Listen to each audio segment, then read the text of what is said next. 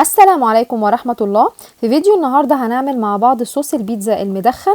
طريقته سهلة جدا وبسيطة، وهنعمله بالطعم الأصلي لصلصة البيتزا. مكوناتها موجودة في كل بيت، أهم حاجة الجودة والنظافة، ولونها رائع جدا وطعمها جميل جدا، وممكن ان احنا نستخدمها في المكرونة او البيتزا او المخبوزات.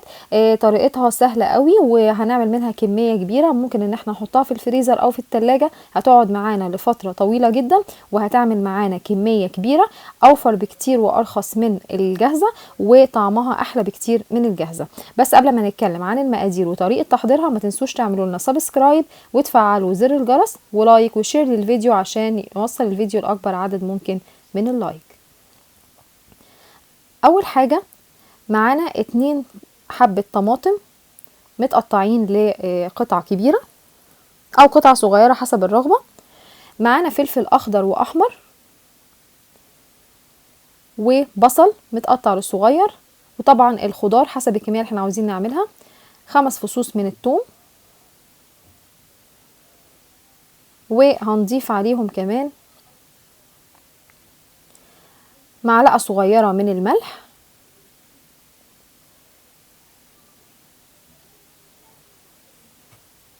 ومعلقة صغيرة بابريكا، ممكن بابريكا مدخنة، معلقة صغيرة بهارات 7، معلقة صغيرة زعتر،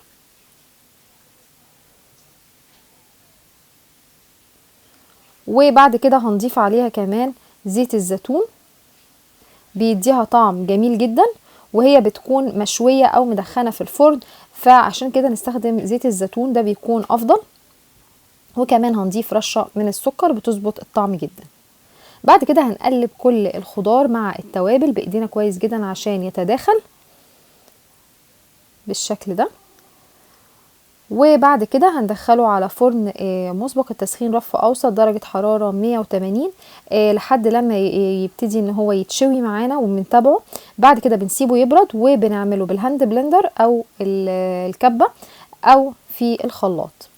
بننعمه كويس جدا عشان لما نيجي نفرده وندهنه على البيتزا او المخبوزات او على اي معجنات او حتى في المكرونة يكون سهل معانا، وما يبقاش فيه اي تكتلات من الخضار.